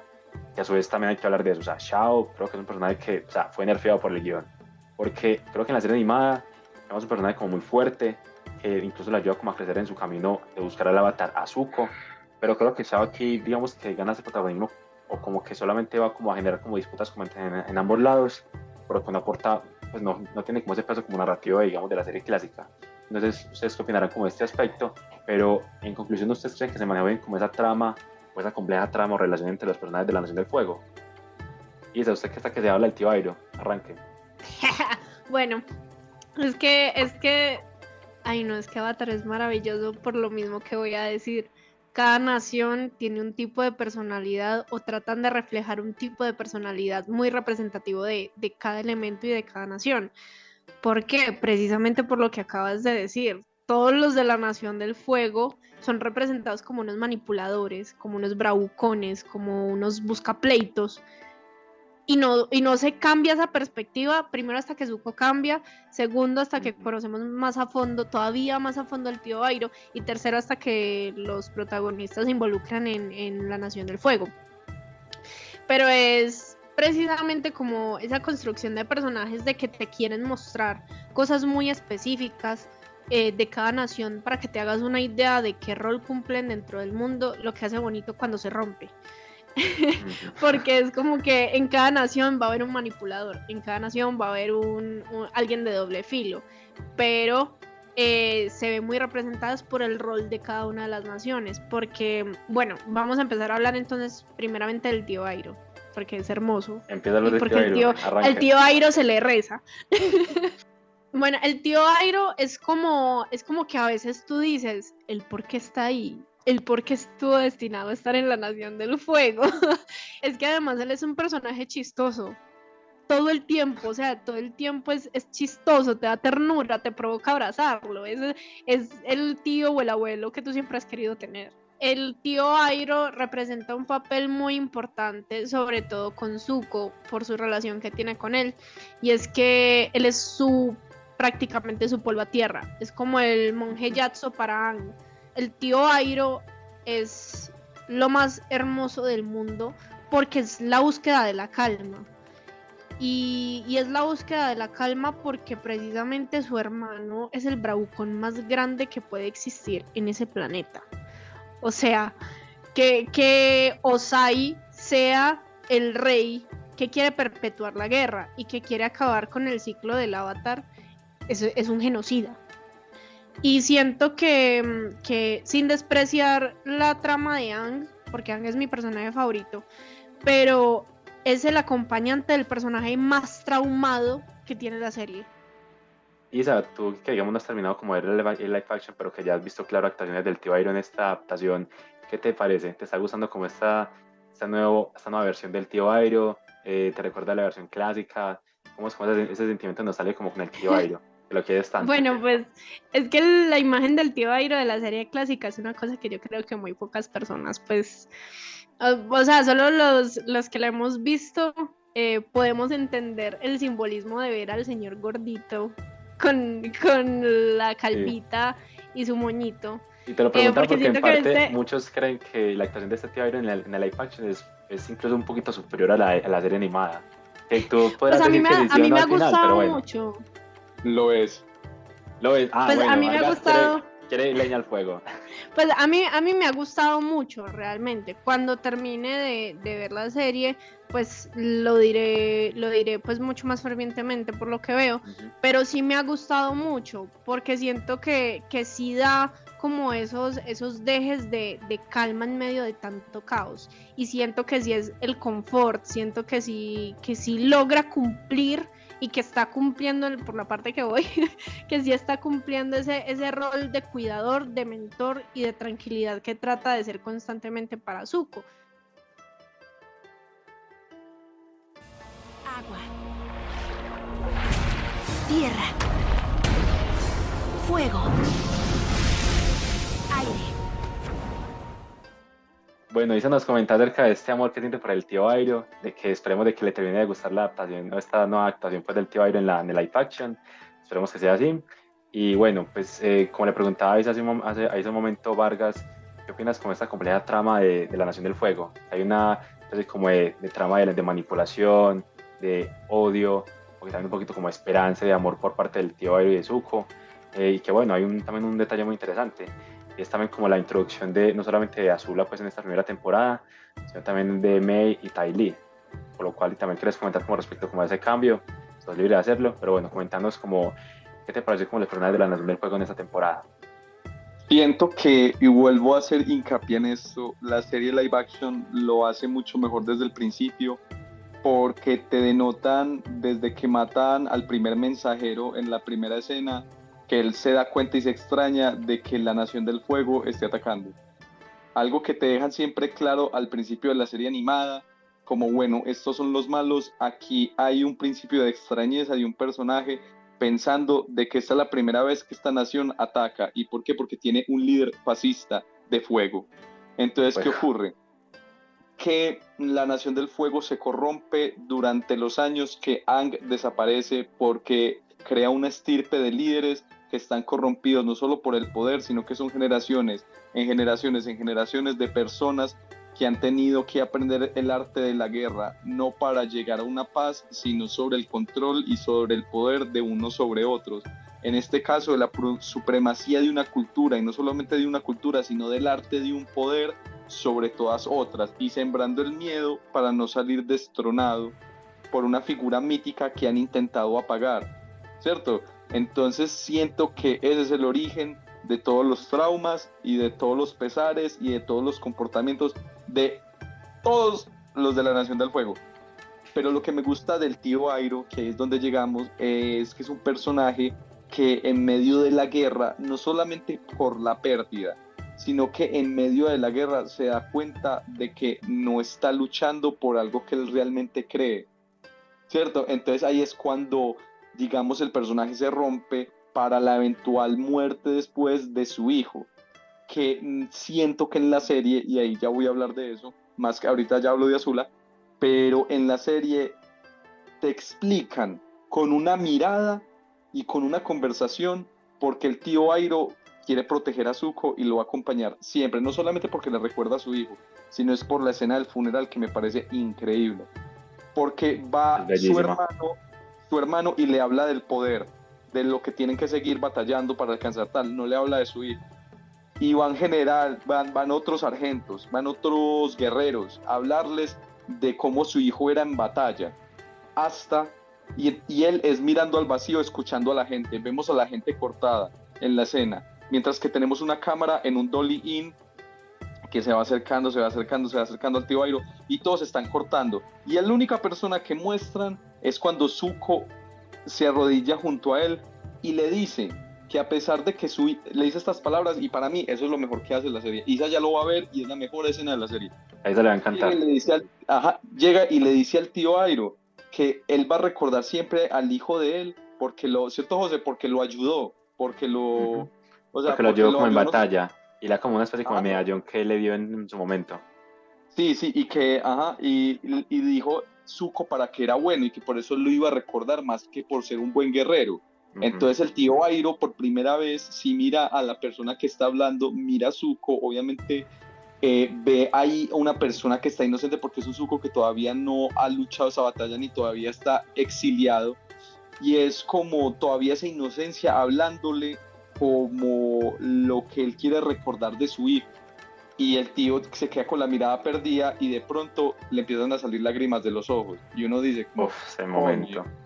Es una lágrima, la verdad, muy bien lograda. O sea, yo la verdad me trago completamente, que sentía un dolor increíble ese actor, de verdad. ¿No? Y no solamente, entonces tú entiendes, en ese momento es cuando se forma la relación de él y Zuko realmente, y no es el único momento en que el actor muestra todas las emociones por su mirada y por el sentimentalismo, porque ante todo el personaje del tío Airo, luego de su etapa de guerra, es un personaje ultra sensible, tanto que cuando la tripulación ya reafirma a Zuko como el capitán, o el que los está guiando para encontrar a él, de tanto el orgullo también comienza a llorar. Entonces es muy chévere porque es como él viendo una segunda oportunidad para poder hacer las cosas bien, que es una historia fraternal entre dos personas que se encuentran siendo familia, pero que han perdido a sus figuras para siempre. En el sentido, Zuko tiene su padre, pero nunca tuvo el padre que él le gustaría tener,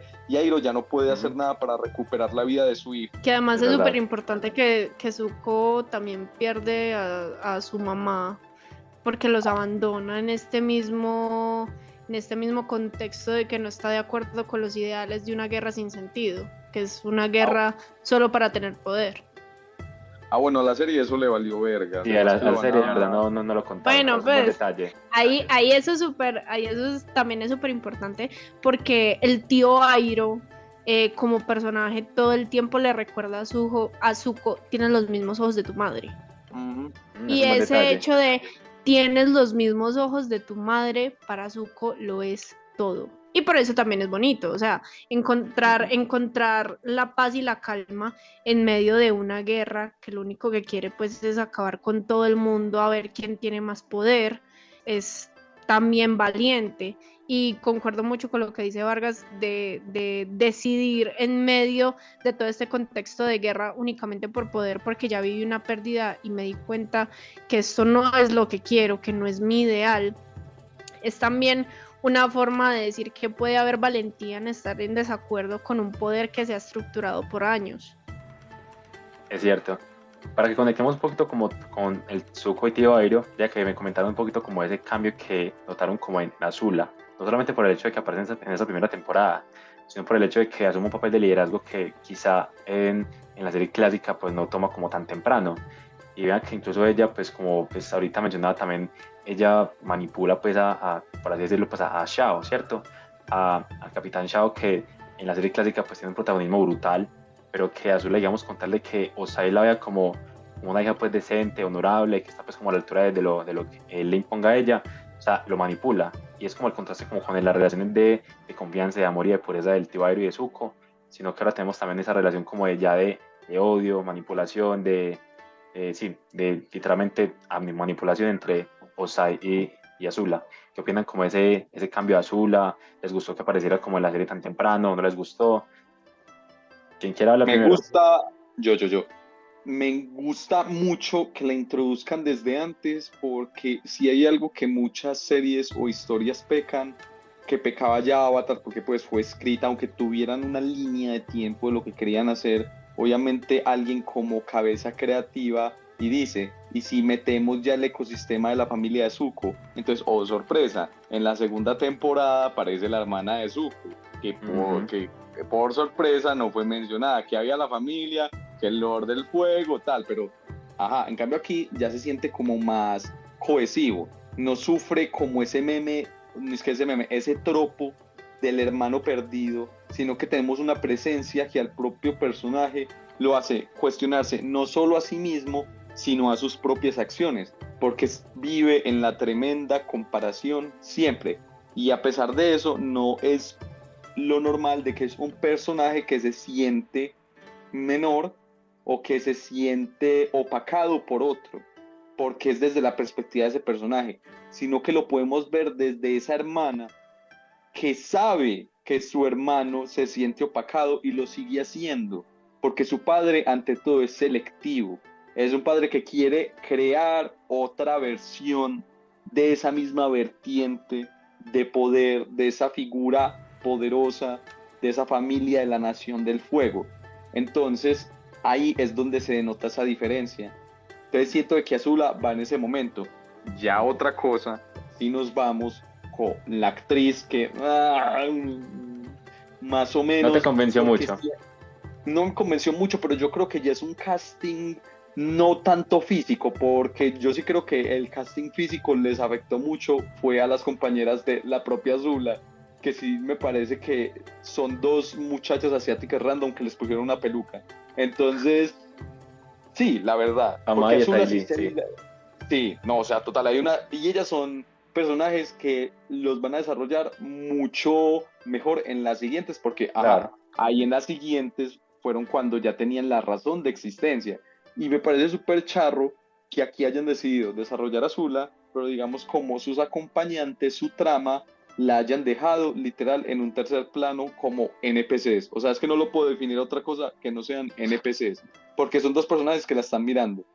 Isa, ¿algún comentario al respecto? ¿O quieres que pronto ya empecemos a hablar como de otra nación que estamos hablando muy mucho de la Nación del Fuego, pero Dios pero mío, es que es importante. Y el viento, Dios mío. Para mí Azula es un dolor de cabeza, realmente. Es tan buen personaje que en serio la odias, la detestas, no te la aguantas. Pues por lo menos en la serie clásica, que es que no te la aguantas, de verdad. Azula es un personaje que te da rabia, pero que aunque te da rabia, al mismo tiempo te da miedo. Porque sabes que esa niña prodigiosa y berrinchuda también es súper poderosa. Y por lo mismo, es como es la versión que el Señor del Fuego es como el hijo perfecto, la hija perfecta, el prospecto que él quiere de su futuro como gobernante de una nación que arrasó con las demás. Porque Azula representa la codicia, la envidia, el mirar por encima del hombro, lo pedante que es, lo fastidiosa que es. A sus mismas amigas las trata súper mal. O sea, las trata súper, Quizá por eso súper quiere ser mal. como Sai, ¿no? Porque se parece mucho más a él. ella quiere ser como Ozai y Ozai quiere que ella se parezca a él, porque además Ozai, pues aprovechemos y hablamos de Ozai para terminar pues con la Nación del Fuego. Ozai, el mero hecho de que ni siquiera le muestren la cara por un tiempo, es el miedo latente, que es como el miedo de la muerte, pues, o sea, son como miedos similares, como que el miedo de la muerte, el miedo de que te pase algo, aunque no esté ahí, porque sabes que está, o sea, en algún momento puede aparecer y no sabes qué puede pasar cuando aparezca, que es también el constante miedo que se desarrolla en Aang, con su responsabilidad y así. Entonces, Azula y Ozai son como dos partes, lo latente, que es Ozai, que sabemos que está todo el tiempo y que genera un miedo, un pavor increíble, y Azula es la forma tangible de ese miedo. Y creo que haberla incluido de manera temprana en la serie puede tener una repercusión positiva, porque logramos conocer un poco más de Zuko, y el por qué él tiene tanta exigencia en sí mismo de encontrar el avatar y volver a su familia. Sí, es verdad, indirectamente beneficia mucho como a Zuko y al tío Airo también. Pero bueno, para que cerremos un poquito como el arco con la Nación del Fuego, y para que hablemos también de Aang y sus amigos, quería que empezáramos a hablar de Aang, el protagonista, que se ha hecho esperar, pero es que verdad que el tío Airo, Ozai, Shao y Azula merecían un espacio y claro, lo merecían. Pero bueno, listo, claro, empecemos con Aang y contigo, Isa. Sin duda, es que él es mi personaje favorito. No, pues claro, totalmente. Hay que empezar con usted. Aang es uno de los personajes que pues, es más cuestionados, porque muchos le criticaron de que, pues, por ejemplo, el tema de su sonrisa, que es un factor, elemento pues, clave en el protagonista pues, de la serie clásica, se le sentía, pues, según las críticas que escuché, como que muy forzado, y que, digamos, algunos elementos de su personalidad como que no terminaban como de cuadrar, que muchas veces el Aang que se mostraba en la serie era como un Aang que, pues, en muchos sentidos se sentía como, pues, literalmente un niño, y que incluso su relación con los avatares era como que, ok, un adulto hablando con un niño, no tanto como con esa guía, como que esa enseñanza que, pues, al menos por lo que he escuchado, parece que el personaje de Aang generó muchos odios y pocos amores. No sé qué opinas tú, Isa, como el momento en el que vas en la serie, qué opinas de Aang. Ay, bueno, pues es que, a ver, Aang es un niño en sí, claro. Tiene 12 años, o sea, tiene 112, pero su mentalidad y su espíritu son de un niño de 12, su espíritu nunca, o sea, su espíritu se mantuvo congelado. Entonces, bueno, su sonrisa, pues tenemos que entender que las cualidades físicas y realistas de una adaptación que es live action no se pueden comparar con una serie animada, cosa que trataron de simular, por ejemplo, en el live action de One Piece, que son cosas muy similares, pero también debemos tener en cuenta que hay características físicas que, cuando se pueden exagerar, pueden parecer muy irreales y pueden ser muy incómodas cuando se ven. Es como el valle inquietante. Entonces dime cómo le vas a poner una sonrisa de oreja a oreja a un niño real. Pues es algo complejo, pero sí, de cierta manera es cierto, porque no es en sí como la longitud de la sonrisa de Aang, sino el espíritu de la sonrisa. Es como la intención, como la esencia de la sonrisa. Exacto, es como que es como cuando tú dices, es que vi en sus ojos un brillo que no puedo describir, es eso mismo, pero en una sonrisa. Y siento que esta versión de Aang, a pesar de que el Aang clásico es muy infantil y es juguetón y es risueño y es curioso y esto, siento que esta versión de Aang recae mucho en la infantilización típica de la inocencia. Y también como en la culpa, ¿no? También se siente como que una... Y de la culpa. Se siente como culpable como todo el tiempo, sí. Exacto, porque digamos, una característica del Aang clásico es que él trata de cubrir su culpa con diversión, porque la diversión es su escape de sentirse culpable, porque trata de quitarse esa cosa de, ay, me estoy sintiendo súper mal, bueno, vamos a jugar, y continúa su vida, porque él cree que si evade la responsabilidad todo va a salir mejor. Pero precisamente este Aang que nos presentan en el live action, con la culpa él mismo se ve impedido. Es como que hay cualidades que se podrían resaltar mucho más de ese personaje, que es como tan entrañable. ¿Por qué? Porque es muy importante ver el cambio y la madurez de Aang acorde pasa el tiempo y pasan las cosas que le pasan. Entonces, sí, siento como que le falta la chispa, la intensidad, la alegría, lo Le falta algo más. risueño. Sí, se basan mucho en, dejan que la culpa consuma y eclipse el resto de lo que es el personaje. Es cierto, el elegido igual a Dune. Ah, claro. Aquí hablan de Paul como siempre. Paul Atreides. Bueno, Sí, Vargas, a ver, pero es verdad. cuéntanos usted qué Gracias, opinión le Jung, merece. por todos tus arquetipos. No, es que Es verdad, yo le comentaba a José el lunes, de hecho, que yo le dije que desde Dune yo me di cuenta fue en el 2021, pero fue este año como generalmente que noté a muchas personas ya comprando Dune con todo, y es que la verdad, Dune es literal, todo es Dune. ¿Compararías a Paul Atreides con Ang? Pues en la figura del avatar, claro, Lisa navega ahí. Y por ejemplo, los choques de las culturas. Yo que tengo la queja con Ang es más yendo al actor, porque obviamente es un casting muy difícil y sobre todo hay muy pocos niños actores que en la realidad te tiren una buena actuación.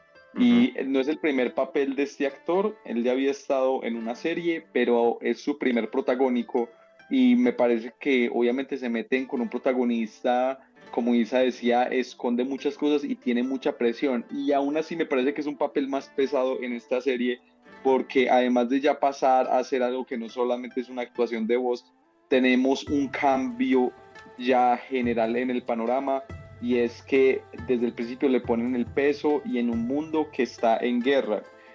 Y siento que, por ejemplo, este actor, al utilizar no solamente, digamos, esta disciplina del aire, sino también al desempeñarse en las batallas y cómo le habla a los otros, siento que se pierde muchas veces ese Ang, que no es que peque solamente por inocente, sino que siento que se pierde y es como un niño intentándose defender de todo lo que le tiran encima. Porque con Katara, que por cierto, ella ya vamos a hablar de Katara. Katara es como una cara como súper aburrida y siento que no es como tan... Hay un término en inglés que es como go-getter, que es como que sí está como maternal, pero no la siento como esa Katara como que es capaz de hacer todo desde el principio, como tan valiente, como para tan echada para adelante, excepto en la escena de cuando se enfrenta al maestro en del el agua, último arco, cuando toma como liderazgo como con las mujeres en la isla del norte, empieza como a decirles como que bueno, vamos a pelear, solamente con ese momento, pero es verdad. Pero siento que está así porque es un momento importante para la serie animada. Si eso no hubiese estado en la serie animada, fijo, eso no estaría acá, porque el personaje de por sí ya es muy diferente en cuanto a todo. Siento mucho decir eso, pero la serie se inclina más por el desarrollo de Sokka que por el de Katara, pero se nota muchísimo, y por eso es que el personaje mejora tanto. Exacto, no, y para conectar tanto lo que decís, Vargas, yo creo que, bueno, para digamos, darle como un cierre como Ang, es verdad que quizás es un papel complicado y tiene un peso pues, diferente porque evidentemente pues, es un niño que pues, ha tenido pocas participaciones y que de entrada pues tiene el papel de interpretar a Ang, que es una personalidad compleja para pues, llevar a cabo en un live action, porque claro, es un niño que no solamente es inocente, sino que es muy divertido, muy risueño, pero que a su vez tiene como la valentía como de afrontar como sus dificultades con cierta jerarquía, con cierto liderazgo, y que claro, pues no pierde como esa esencia de ser un niño y ser, digamos, él mismo durante toda la serie. Y claro, eso le cuesta al actor, a menos eso pues, se ha notado pues, en las críticas que le han llegado. Pero igualmente creo que es un actor que, claro, pues como tiene como esa edad temprana, como pues todavía le quedan muchos papeles por interpretar. Vamos a ver qué tal lo hacen en la segunda temporada, ¿cierto? Y bueno, empezamos con Katara. Vamos a darle protagonismo a Katara, que yo creo que para mí es de los personajes que más sufrió cambios en toda esta live action. Porque si bien en la serie animada y también en las últimas versiones que han salido de ella comparten, digamos, las mismas motivaciones, creo que sin dudas pues, la adaptación que se le hizo a Katara pues, no estuvo tan cercana como a la serie clásica, porque, no sé, digamos, ustedes notaron, Katara tiene como una voz de mando muy marcada en la serie clásica, una voz de mando que incluso a veces es como muy cansona, muy gruñona, pero que se nota como esa voz de autoridad, ese poder, también como esa confianza que genera con Aang, que justamente lo mencionamos previamente, de que ella tiene como una relación de amistad muy marcada, muy fuerte con Aang, que en esta live action pues no se ve mucho, que al restarle como esa amistad, como a esa auditoría que tiene como en la serie clásica, Katara pierde mucho y creo que se queda mucho como en el limbo, como que ok, listo. Es un personaje que no solo está para apoyar a Aang, sino que también tiene su propia historia. Por algo también tiene su obra pues, innata e independiente, que es la leyenda de Korra, ¿cierto? El viaje de Katara en este live action pues no se dio mucho y creo que es uno de los grandes, digamos, contrapesos o de las grandes críticas que se le pasa a esta serie de live action. Que yo quería mencionar era que sí, o sea, se nota muchísimo que el desarrollo de Katara acá, no sé si no estuvo muy claro o ya tenían como definido los momentos clave de acción en su historia y para lo que ella servía en ese punto. Pero es que se nota muchísimo que Katara está a la sombra de Sokka en muchos momentos porque es ella como reprochándole o diciéndole cosas de las decisiones que él toma, pero uno se queda pensando todo esto que hubieras hecho, ¿me entiendes? No hace como cosas ella tampoco. Ni siquiera lo que yo le comentaba a José, que no sé esas declaraciones de intenciones y querían hacerle como diferente, pero quizás esto es un spoiler grande. Pues, no, eso se ha tragado un montón de spoilers. Sí, ya Nos no va a importa. matar. O sea, Sí, no pasa nada. se supone que es el libro 1 agua y, por Ujú. ejemplo, Aang no aprende ningún elemento. Entonces uno queda tieso. Sí, literal. Katara es la que pelea, tiene mera pelea con Zuko, pero es como pelea como de, ok, ya tú fuiste la que te chetaste. O sea, En es una vez pelea más, porque del original. imagínate que, por ejemplo, incluso que, o sea, hace momento de la serie, digamos, de acuerdo a la serie clásica, pues Zuko y Katara se han visto muchas veces, han tenido muchos enfrentamientos, pero en el live action como que solo se ven una vez y es como una pelea que no tiene como gran peso dramático, pues no tiene como gran influencia como en la serie clásica sí tuvo. No sé, ¿te parece algo similar, Vargas? Sí, no, y literal, y tiene el tropo de, váyanse ustedes, yo lo distraigo. Literal, mismo. Cuando Así ella se así quedó es. con él mirándolo, yo dije, va a decir que se adelanten, que ella se va a enfrentar a él, y ella, yo lo distraigo. Y Sokka y Aang, claro, vamos, y los dos se van, porque saben que Katara puede con Zuko, que es cierto, es un personaje con una personalidad totalmente distinta. Ojalá pues como que tomen nota de esto, porque sí siento de que palidece muchísimo ante Sokka, porque a Aang lo intentan mantener igual, pero Aang yo creo que es un problema, bueno, diría que sí es un problema de escritura, pero también eso está compensado para mal con la actuación. Bueno, yo sí tengo varias cosas que opinar de Katara. Y una de las principales es precisamente algo que le dije a José precisamente hoy. Bueno, que se lo dije a los dos hoy en el grupo que tenemos. Y es que a mí me parece muy paradójico hacer un personaje tan plano en medio de la época donde estamos resaltando el empoderamiento femenino.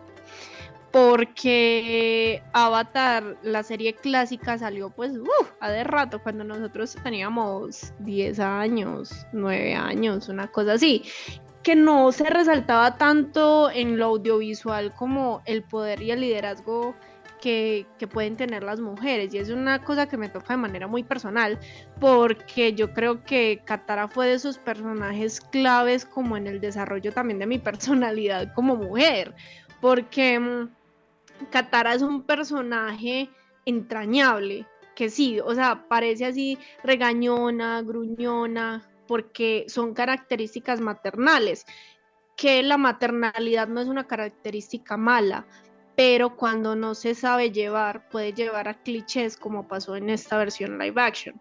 Y es que Katara es un personaje súper plano, o sea, lo único que hace es cuídate, hay que cuidarlo, es un niño, no lo entiendes, él está desprotegido, tenemos que ser su familia, y así.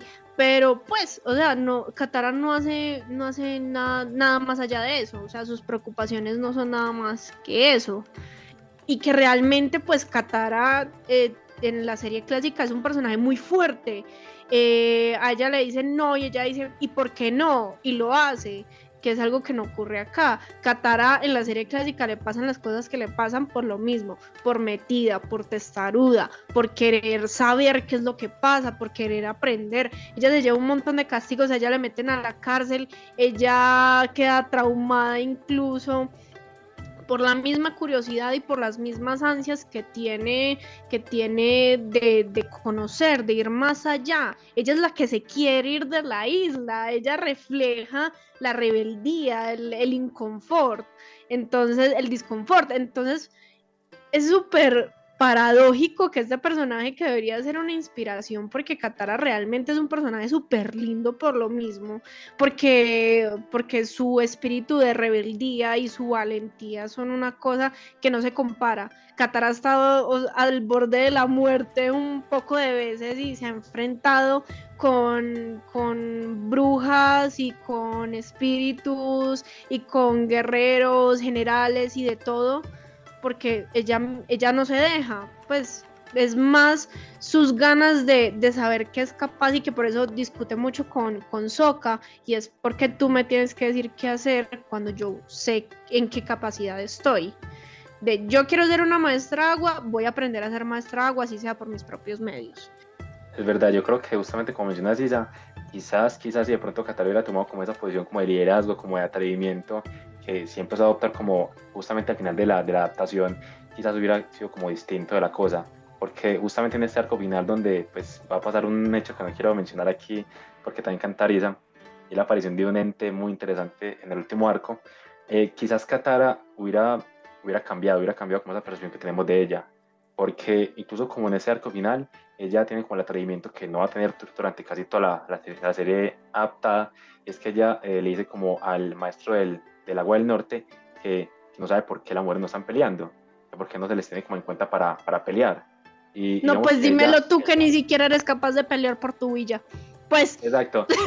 Ella tiene el atrevimiento de pelear con él frente a todos y sabe darle una pelea realmente digna de maestra. No, es que Katara es todo el potencial de lo que se ha tratado de generar con los personajes femeninos en la cinematografía. Ella tiene intereses, ella tiene metas, tiene objetivos, es guerrera, es súper aguerrida, es una cosa loca. Ahí Katara nos queda viendo a todos.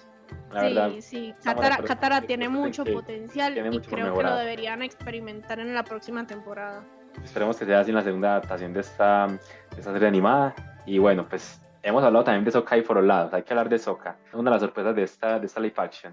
Y es que Sokka, pues digamos, a diferencia pues, de Katara y de muchos otros personajes que no tuvieron como esa gran participación en la serie, o sea, crece muchísimo.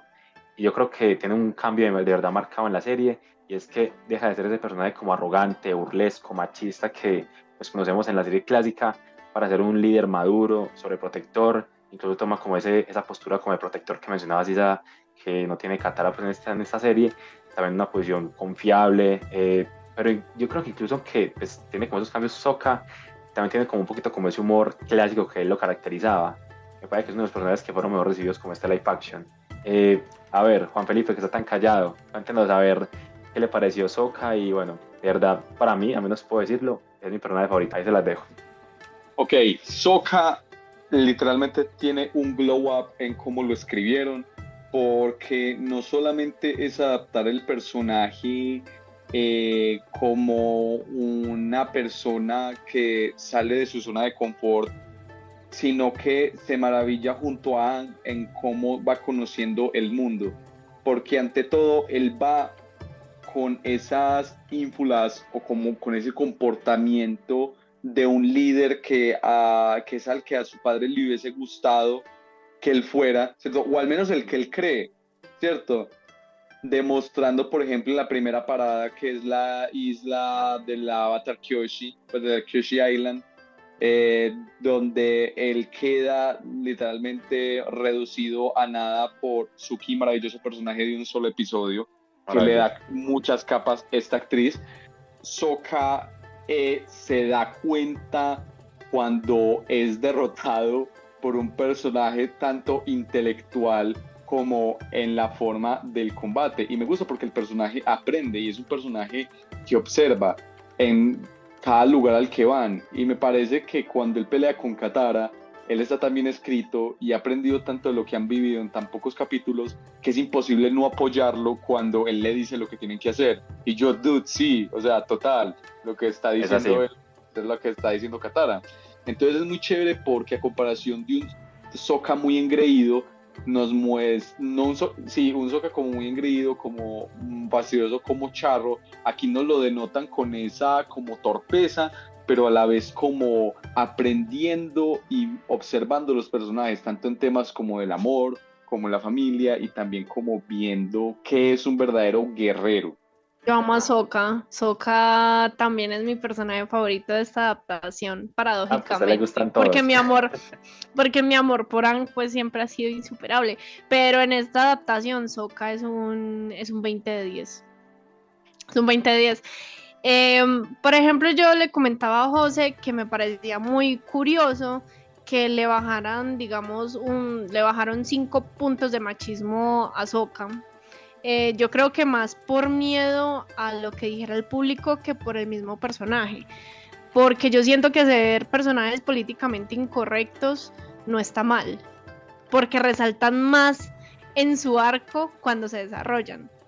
Porque Sokka es machista, Sokka es fastidioso, Sokka es engreído, Sokka cree que lo puede todo y es súper torpe. Insoportable, realmente. Es insoportable, sí, o sea, Sí. es cansón, es como ya, soltáme.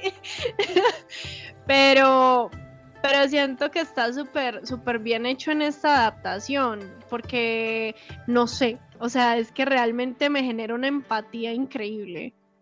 Bueno, hasta aquí hemos hablado de momentos claves de la serie, hemos hablado también de los personajes un poco, también hemos hablado un poquito de la ambientación, también por allá al inicio del podcast. Y bueno, yo quería que le diéramos como cierre como este análisis que hicimos, muy modesto, pero entre conocedores y fanáticos del universo de Avatar. Una pregunta que nos puede ayudar como a definir un poquito como qué esperamos acerca de este universo de Avatar que cada vez se expande más, porque este universo de Avatar con esta live action pues también crece. Creo que la posibilidad de esta adaptación no solamente le da como cierto cambio a ciertos momentos de la serie, por ejemplo, el tema de la historia que se agregó con la Tropa 41, los cambios que sufrió Umi, sino que por ejemplo ahora tenemos como la posibilidad de esperar algo para el futuro con respecto al universo de Avatar. Y por eso quería preguntarles para cerrar este espacio de podcast, ¿qué expectativas tienen para el universo de Avatar o qué les gustaría como ver en el futuro respecto a esta obra? Pues digamos que espero, no sé, quizás un spin-off de Sokka, pero como ver como tal personaje más en escena, me gustaría como ver tal cosa. Si quieres retomemos con vos, Vargas. Ya luego cerramos con Me eso. gustaría, o sea, obviamente el desarrollo de Aang en cuanto a cómo va a aprender ya en sí los elementos, supongo que va a haber un pequeño salto. Sería un poco decepcionante que él ya aparezca controlando el agua al inicio de la segunda temporada, pero siento que eso pueda pasar porque literalmente siento que se les olvidó. Pero lo más importante de la segunda temporada es cómo ellos van a seguir interactuando en los diferentes lugares, pero sobre todo algo muy importante es la introducción de un personaje como Toph, que va a ser Claro. muy chévere y tiene que ser una elección de casting muy determinante porque literalmente es Daredevil que lanza piedras. Entonces... Hoy estás pero fino con las comparaciones, ¿eh? Gracias. Pero es eso, entonces es un personaje muy desafiante, que choca mucho con Katara por su personalidad, ya que son muy parecidas, y también con su inmenso poderío al controlar la piedra control. Entonces sí es lo que yo más espero, y que haya más escenas de lo de Zuko y Airo y el conflicto de Azula, que se maneje así como súper bien. Y vamos a ver con qué mezclan de la tercera temporada en la segunda, porque siento que la tercera tiene demasiadas cosas, porque la segunda se ve un poco más lineal y la tercera ya rescata mucho otra vez, como en la primera temporada, esos capítulos autoconclusivos de historias que les pasaban. Uh-huh. Entonces no sé cómo lo vayan a retratar, porque hasta los episodios rellenos de la serie original son muy importantes. Bueno, veremos con qué nos sorprenden en esta segunda temporada. Bueno, Isa, cuéntanos qué le parece hasta ahora el live action, cuéntanos qué esperas como este universo de Avatar.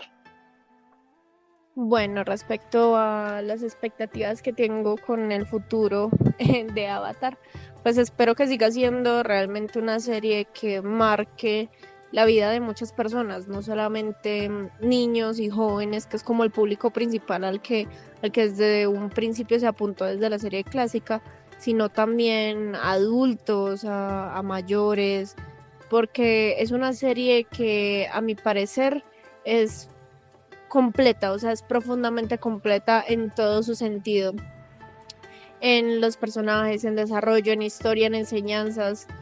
Por algo me marcó a mí. Y respecto al futuro de la segunda temporada de este live action, espero que puedan profundizar más en algunos detalles pues que se omitieron obviamente por la primera temporada, que haya como al menos una corrección en algunos efectos técnicos como lo del croma de Aang, o por ejemplo también algo más minucioso en cuanto a la interpretación de algunos personajes que vimos flojos, y al mismo tiempo poder cuidar también los detalles de cada personaje, de cada historia, y poder cerrar bien estos arcos de cada uno.